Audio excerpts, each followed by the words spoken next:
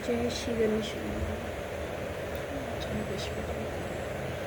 प्राचीन समय की बात है। भारत में एक राजा राज्य करता था। वह बड़ा ही प्रतापी तथा दानी था। वह नित्य प्रति मंदिर में भगवत दर्शन करने जाता था। वह ब्राह्मण और गुरु की सेवा किया करता था। उसके द्वार से कोई भी याचक निराश होकर नहीं लौटता था। वह प्रत्येक गुरुवार को व्रत रखता एवं पूजा करता था। हर दिन गरीबों की सहायता करता था, परंतु यह सब बातें उसकी रानी को अच्छी नहीं लगती थी। वह न व्रत करती थी और न किसी को एक भी पैसा दान में देती थी। वह राजा से भी ऐसा करने के लिए कहती थी। एक समय की बात है कि राजा शिकार खेलने वन को चले गए। घर पर रानी और दासी थी। उस समय गुरु बृहस्पति साधु का रूप धारण कर राजा के दरवाजे पर भिक्षा मांगने आए। साधु ने रानी से भिक्षा मांगी तो वह कहने लगी, हे साधु महाराज, मैं इस दान और पुण्य से तंग आ गई हूँ। इस कार्य के लिए तो मेरे पतिदेव ही बहुत हैं। अब आप ऐसी कृपा करें कि सारा धन नष्ट हो जाए तथा मैं आराम से रह सकूं। साधु रूपी बृहस्पति देव ने कहा, हे देवी, तुम बड़ी ही विचित्र हो। संतान और धन से तो कोई दुखी नहीं होता, इसको सभी चाहते हैं। पापी भी पुत्र और धन की इच्छा करता है। अगर तुम्हारे पास धन अधिक है तो भूखे मनुष्यों को भोजन कराओ, प्याय लगवाओ, ब्राह्मणों को दान दो, धर्मशाला बनवाओ, कुआं, तालाब, बावड़ी तथा बाग बगीचे आदि का निर्माण कराओ तथा निर्धन कुंवारी कन्याओं का विवाह कराओ, साथ ही यज्ञादि कराओ। इस प्रकार के कर्मों से आपके कुल का तथा और आपका नाम परलोक में सार्थक होगा एवं स्वर्ग की प्राप्ति होगी। परंतु रानी साधु के इन बातों में खुश नहीं हुई। उसने कहा, हे साधु महाराज, मुझे ऐसे धन की आवश्यकता नहीं जिसको मैं अन्य लोगों में दान दूं तथा जिसको रखने से और संभालने में ही मेरा सारा समय नष्ट हो जाता है। साधु ने कहा, हे देवी, यदि तुम्हारी ऐसी ही इच्छा हो तो जैसा तुम्हें बताता हूँ तुम वैसा ही करना। बृहस्पतिवार के दिन घर को गोबर से लीपना, अपने केसों को पीली मिट्टी से धोना, केसों को धोते समय स्नान करना, राजा से कहना कि वह हजामत करवाएं, भोजन में मांस मदिरा खाना, कपड़ा धोबी के यहाँ धुलने को देना। इस प्रकार 7 बृहस्पतिवार के करने से तुम्हारा सारा धन नष्ट हो जाएगा। यह कहकर साधु महाराज रूपी बृहस्पति देव अंतर्ध्यान हो गए। रानी ने साधु के कहने के अनुसार 7 बृहस्पतिवार तक वैसा ही करने का विचार किया। साधु के बताए अनुसार कार्य करते हुए केवल 3 बृहस्पतिवार ही बीते थे कि उसकी समस्त धन संपत्ति नष्ट हो गई। भोजन के लिए दोनों समय परिवार तरसने लगा तथा संसारिक भोगों से दुखी रहने लगा। तब राजा ने रानी से कहा, हे रानी, तुम यहाँ पर रहो, मैं अब परदेश जा रहा हूँ, वहाँ कोई काम धंधा करूँगा, शायद हमारा भाग्य बदल जाए। ऐसा कहकर राजा परदेश चला गया। वह वहाँ जंगल में लकड़ी काट कर लाता और शहर में बेचकर अपना जीवन व्यतीत करने लगा। इधर राजा के बिना रानी और दासियां दुखी रहने लगी। किसी दिन भोजन मिलता तो किसी दिन जल पीकर ही रह जाती। एक समय की रानी और दासियों को 7 दिन तक बिना भोजन के व्यतीत करना पड़ा। तो रानी ने अपनी दासी से कहा कि यहाँ पास में ही नगर में मेरी बहन रहती है, वह बड़ी धनवान है, तो उसके पास जाकर वहाँ से 5 सेर बेझर मांग कर ले आ, जिससे कुछ समय तक गुजर हो जाएगी। दासी रानी की बहन के पास गई। रानी की बहन उस समय पूजा कर रही थी। बृहस्पतिवार का दिन था। दासी ने रानी की बहन से कहा, हे रानी, मुझे आपकी बहन ने भेजा है, मुझे 5 सेर बेझर दे दो। दासी ने यह बात अनेक बार कही, परंतु रानी की बहन ने कोई उत्तर नहीं दिया, क्योंकि वह उस समय बृहस्पतिवार की कथा सुन रही थी। जब दासी को रानी की बहन से उत्तर नहीं मिला तो वह बहुत दुखी हुई। उसे क्रोध भी आया। वह लौटकर रानी से बोली, हे रानी, आपकी बहन बहुत धनी स्त्री है, वह छोटे लोगों की बात भी नहीं करती। मैंने उससे कहा तो उसने कोई उत्तर ही नहीं दिया। मैं वापस चली आई। रानी बोली, हे दासी, इसमें उसका कोई दोष नहीं है। जब बुरे दिन आते हैं तब कोई सहारा नहीं देता है। अच्छे बुरे का पता विपत्ति में ही लगता है। जो ईश्वर की इच्छा होगी वही होगा। यह सब हमारे भाग्य का दोष है। उधर रानी की बहन ने सोचा कि हमारी बहन की दासी आई थी, परंतु मैं उससे नहीं बोली। इससे वह बहुत दुखी हुई होगी। अतः कथा सुन और विष्णु भगवान का पूजन समाप्त कर वह अपनी बहन के घर आई और कहने लगी, हे बहन, मैं बृहस्पतिवार का व्रत कर रही थी, तुम्हारी दासी हमारे घर गई थी। दासी क्यों गई थी? रानी बोली, बहन, हमारे घर अनाज नहीं था। वैसे तुमसे कोई बात छिपी नहीं है, इस कारण मैंने दासी को तुम्हारे पास 5 सेर बेझर लेने के लिए भेजा था। रानी की बहन बोली, बहन, बृहस्पति भगवान सबकी मनोकामना पूर्ण करते हैं, देखो शायद तुम्हारे घर में अनाज रखा हो।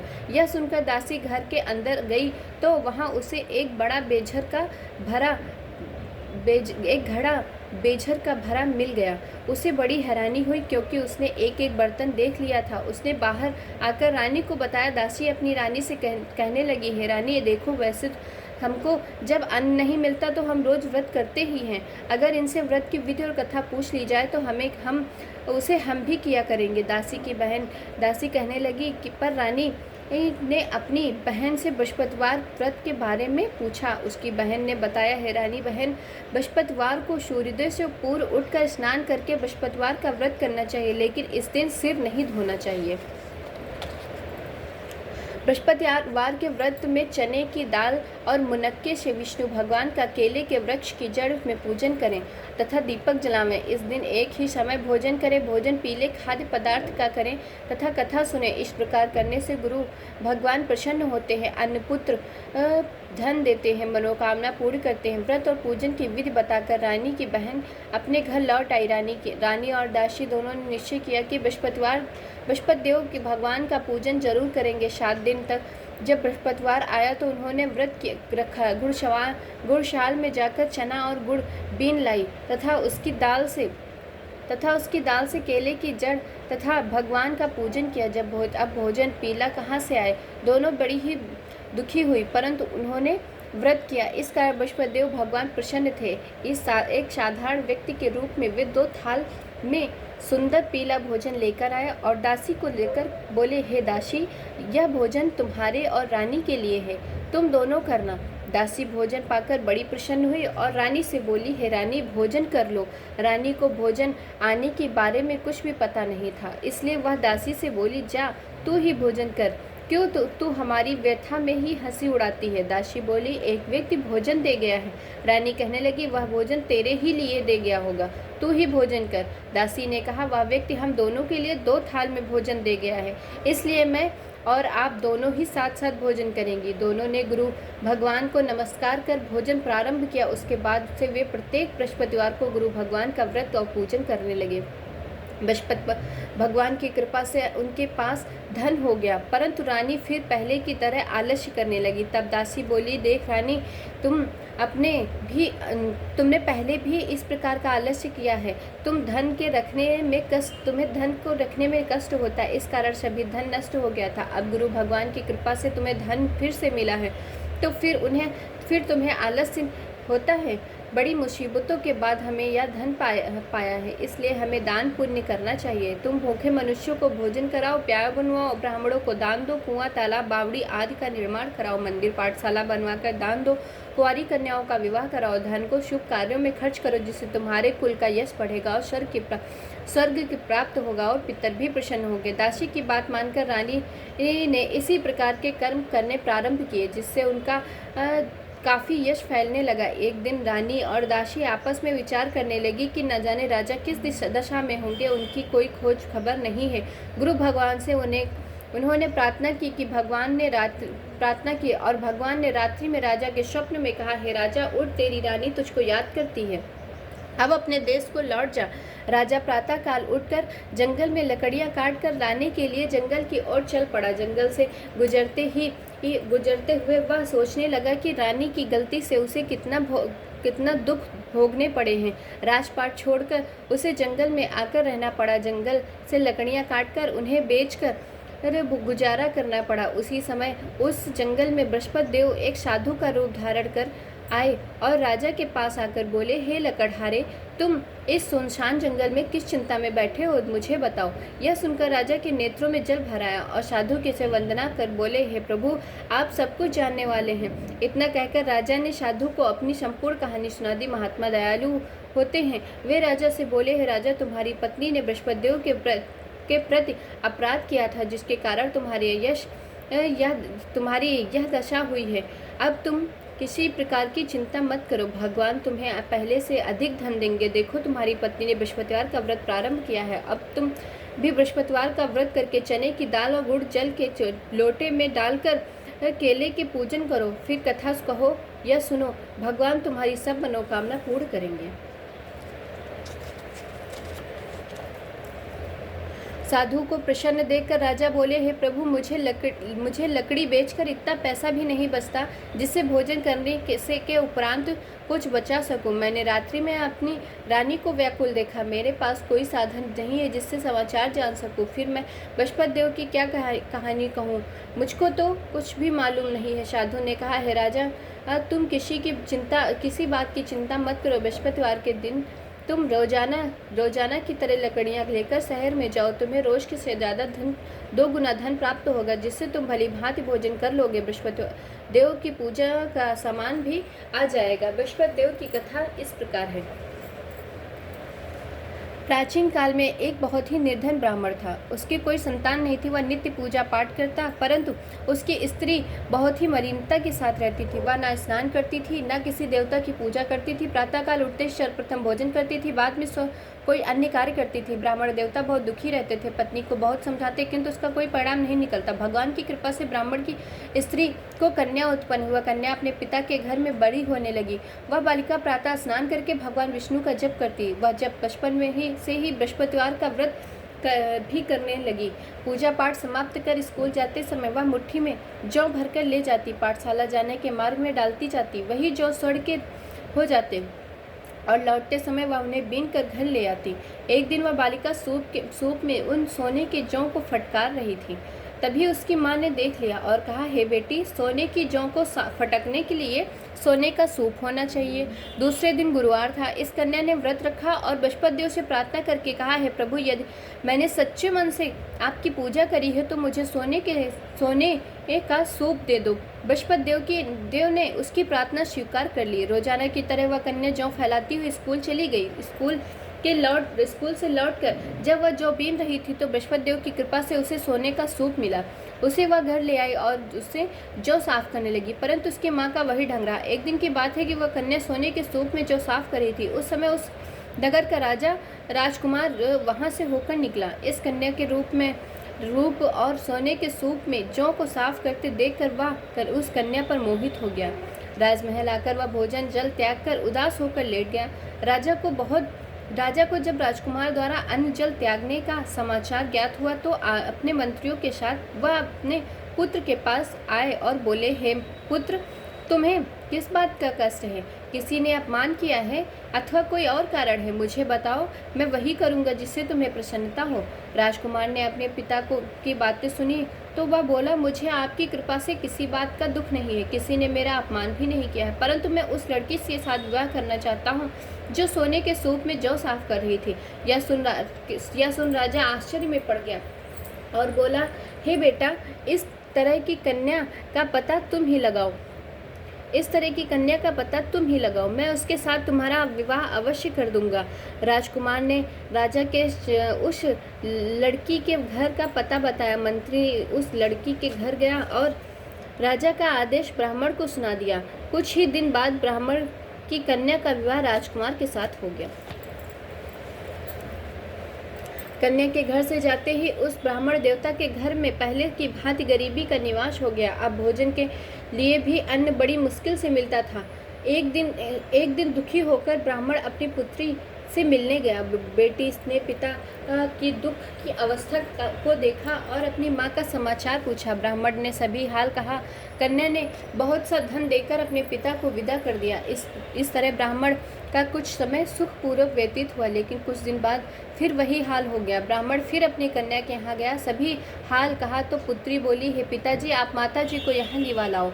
मैं उन्हें वह विधि बता दूंगी जिससे गरीबी दूर हो जाएगी। ब्राह्मण देवता अपनी स्त्री को साथ लेकर अपनी पुत्री के पास राजमहल पहुँचे तो पुत्री अपनी माँ से को समझाने लगी, हे माँ, तू प्रातःकाल उठकर प्रथम स्नान आदि करके विष्णु भगवान का पूजन करो तो सब दरिद्रता दूर हो जाएगी। परंतु उसकी माँ ने उसकी एक बात नहीं मानी। वह प्रातःकाल उठकर अपनी पुत्री का बच्चा जूठन खा लेती थी। एक दिन उसकी पुत्री को बहुत गुस्सा आया। उसने एक रात एक कोठरी से सारा सामान बाहर निकाल दिया और अपनी माँ को उसमें बंद कर दिया। प्रातः उसमें से उसे निकालकर स्नान आदि कराकर पूजा पाठ करवाया तो उसकी माँ की बुद्धि ठीक हो गई इसके बाद वह नियम से पूजा पाठ करने लगी और प्रत्येक बृहस्पतिवार को व्रत रखने लगी। इस व्रत के प्रभाव से उसकी माँ भी बहुत धनवान हो गई और बृहस्पति देवता की कृपा के प्रभाव से स्वर्ग हो गई। वह ब्राह्मण भी सुख पूर्वक इस लोक का सुख भोग कर स्वर्ग को प्राप्त हुआ। इस तरह कहानी कहकर साधु देवता वहाँ से लोप हो गए। धीरे धीरे समय व्यतीत होने लगा। फिर बृहस्पतिवार का दिन आया। राजा जंगल से लकड़ी काटकर किसी शहर में बेचने गए। उसे उस दिन और दिनों से अधिक धन मिला। राजा ने चना गुड़ और आदि खिलाकर बृहस्पतिवार का व्रत किया। उस दिन से उसके सभी कलेश दूर हो गए। परंतु जब अगला गुरुवार का दिन आया तो वह बृहस्पतिवार का व्रत करना भूल गया। इस कारण बृहस्पति भगवान नाराज हो गए। उसी दिन उस नगर के राजा ने विशाल यज्ञ का आयोजन किया था। उसने समस्त राज्य में घोषणा करवा दी थी कि कोई भी मनुष्य अपने घर में भोजन न बनवाए तथा आग भी न जलाए। समस्त लोग मेरे यहाँ भोजन करने आवे। इस आज्ञा को तो जो न मानेगा उसे फांसी की सजा दी जाएगी।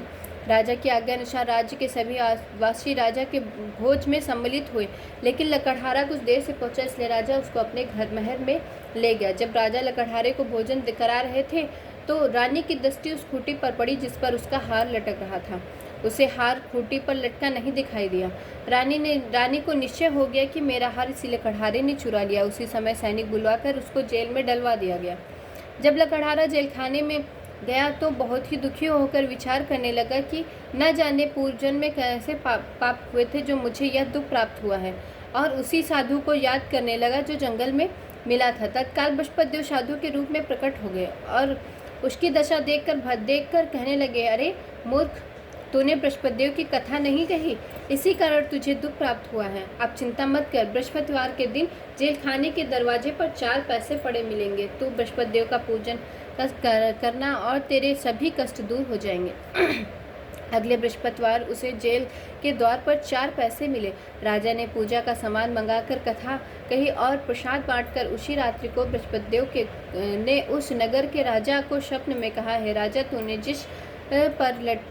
जिस आदमी को जेलखाने में बंद किया है वह निर्दोष है, वह राजा है, उसे छोड़ दो। रानी का हार उसी खूंटी पर लटका हुआ है। अगर तू ऐसा नहीं करेगा तो मैं तेरे राज्य को कष्ट दूंगा। राजा प्रातःकाल उठा और खूंटी पर हार लटका देखकर लकड़हारे को बुलाकर क्षमा मांगी और राजा के योग्य वस्त्र आभूषण भेंट कर उसे विदा किया। गुरुदेव की आज्ञा अनुसार राजा अपने नगर से चल दिया। राजा जब नगर के निकट पहुंचा तो उसे बड़ा ही आश्चर्य हुआ। नगर में पहले से अधिक बाग, तालाब और कुएं तथा बहुत सी धर्मशालाएं, मंदिर आदि बन गए थे। राजा ने पूछा कि यह सब किसका है? बाग और धर्मशाला किसने बनवाया है? राजा को आश्चर्य हुआ और गुस्सा भी आया। जब रानी ने खबर सुनी कि राजा आ रहे हैं तो उसने अपनी दासी से कहा, है दासी, देख राजा हमें किस हालत में छोड़ के गए थे, तो हमारी ऐसी हालत देखकर लौट न जाए, इसलिए तू दरवाजे पर खड़ी हो जा। रानी की आज्ञा अनुसार दासी दरवाजे पर खड़ी हो गई। जब राजा आए तो उन्हें अपने साथ महल में लीवा लाई। राजा ने क्रोध करके अपनी तलवार निकाली और रानी से पूछने लगा, बताओ यह धन तुम्हें कैसे प्राप्त हुआ है? तब रानी ने बतलाया, हमें यह धन बृहस्पति देव के व्रत के प्रभाव से प्राप्त हुआ है। राजा ने तब निश्चय किया कि शायद रोज जो सभी बृहस्पतिवार का पूजन करते हैं, परंतु मैं रोजाना दिन में 3 बार कथा कहा करूंगा तथा रोज व्रत किया करूंगा। अब हर समय राजा के दुपट्टे में चने की दाल बंधी रहती थी। तब एक दिन तथा दिन में 3 बार कथा कहता था। एक रोज राजा ने विचार किया कि यहाँ अपनी बहन के यहाँ चल दिया। मार्ग में उसने देखा कि कुछ आदमी एक मुर्दे को लिए जा रहे हैं। उन्हें रोककर राजा ने कहा, अरे भैया, मेरी बृहस्पतिवार की कथा सुन लो। वे बोले, लो, हमारा आदमी मर गया है और इनको अपनी कथा की पड़ी है। परंतु कुछ आदमी बोले, अच्छा कहो, हम तुम्हारी कथा भी सुनेंगे। राजा ने दाल निकाली और कथा कहनी शुरू कर दी। जब कथा आधी हुई तो मुर्दा हिलने लगा और जब कथा समाप्त हुई तो मुर्दा राम राम कहते हुए उठ खड़ा हुआ। राजा आगे बढ़े। उसे चलते चलते शाम हो गई। उस आगे मार्ग में एक किसान खेत में हल चलाता मिला। राजा उससे बोला, अरे भैया, तुम मेरी बृहस्पतिवार की कथा सुन लो। किसान बोला, जब तक मैं तेरी कथा सुनूंगा तब तक 4 हरिया जोत लूंगा। जा अपनी कथा किसी और को सुनाना। राजा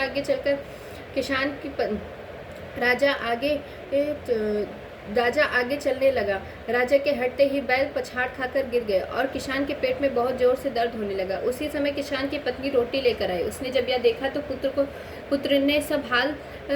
पुत्र से सब हाल पूछा। बेटे ने सभी हाल बता दिया। बुढ़िया दौड़ी दौड़ी उस घुड़सवार के पास गई और वो से बोली, मैं तेरी कथा सुनूंगी, तू अपनी कथा मेरे खेत पर चलकर कहना। राजा ने लौटकर बुढ़िया के खेत पर जाकर कथा कही, जिसके सुनते ही बैल खड़े हो गए। किसान के पेट का दर्द बंद हो गया। राजा अपनी बहन के घर पहुंचा। बहन ने भाई की खूब मेहमानी की। दूसरे रोज प्रातः काल राजा जागा तो वह देखने लगा कि सब लोग भोजन कर रहे हैं। राजा ने अपनी बहन से पूछा, ऐसा कोई मनुष्य है जिसने भोजन नहीं किया हो, तो मेरी बृहस्पतिवार की कथा सुन ले। तो बहन बोली, हे भैया, यह देश ऐसा ही है। यहाँ पहले लोग भोजन करते हैं, बाद में कोई अन्य काम करते हैं। अगर पड़ोस में कोई हो तो देख आती हूँ। ऐसा कहकर बहन देखने चली गई, परंतु उसे कोई भी ऐसा व्यक्ति नहीं मिला जिसने भोजन न किया हो। वह एक कुम्हार के घर गई जिसका लड़का बीमार था। उसे मालूम हुआ कि उसके यहाँ 3 दिन से कुछ भी भोजन नहीं बना है। रानी ने अपने भाई से कहा कि कथा सुनने के लिए कुम्हार से कहा, तो वह तैयार हो गया। राजा ने जाकर बृहस्पतिवार की कथा कही, जिसको सुनकर उसका लड़का ठीक हो गया। अब तो राजा की प्रशंसा होने लगी। एक दिन राजा ने अपनी बहन से कहा, हे बहन, मैं अपने घर जाऊंगा, तुम भी तैयार हो जाओ। राजा की बहन ने अपनी सास से अपने भाई के साथ जाने की आज्ञा मांगी। सास बोली, चली जा, परंतु अपने लड़कों को मत ले जाना, क्योंकि तेरे भाई की कोई संतान नहीं है। बहन ने अपने भाई से कहा, हे भैया, मैं तो चलूंगी, परंतु कोई बालक नहीं जाएगा। राजा ने कहा, जब कोई बालक ही नहीं जाएगा, तुम वहां जाकर क्या करोगी? दुखी मन से राजा अपने मगर को लौट आया। राजा ने अपनी रानी से कहा, हम निसंतान हैं, इसलिए हमारे घर कोई आना पसंद नहीं करता। इतना कह वह बिना भोजन किए शैया पर लेट गया। रानी बोली, हे प्रभु, बृहस्पति देव ने हमें सब कुछ दिया है, वे हमें संतान भी अवश्य देंगे। उसी रात बृहस्पति देव ने राजा को स्वप्न में कहा, हे राजा, उठ, सभी सोच त्याग दे, तेरी रानी गर्भवती है। राजा को यह जानकर बड़ी प्रसन्नता हुई। 9वें महीने रानी के गर्भ से एक सुंदर पुत्र पैदा हुआ। जब रानी की बहन ने यह समाचार सुना तो वह बहुत खुश हुई तथा बधाई लेकर अपने भाई के यहाँ आई। तभी रानी ने कहा, घोड़ा चढ़कर चली आई, घोड़ा चढ़कर नहीं आई, गधा चढ़कर चली आई। राजा की बहन बोली, भाई, मैं तो इस प्रकार ना कहती तो तुम्हें औलाद नहीं कैसे होती? बृहस्पति देव ऐसे ही होते हैं, जिसके मन में जो मनोकामना हो रहती है सभी को पूर्ण करते हैं। जो सद्भावना पूर्वक बृहस्पतिवार का व्रत करते हैं एवं पढ़ते हैं, स्वतः सुनाते हैं और दूसरों को सुनते हैं तथा दूसरों को सुनाते हैं, बृहस्पति देव उसकी सभी मनोकामना पूर्ण करते हैं। बृहस्पति देव उनकी सदैव रक्षा करते हैं। जो संसार में सद्भावना और सच्चे हृदय से बृहस्पति देव की कथा का गुणगान किया, उनकी सभी इच्छा बृहस्पति देव ने पूर्ण की। मनुष्य को हृदय से उनका मनन करते हुए जयकारा लगाना चाहिए। जय विष्णु भगवान, जय बृहस्पति।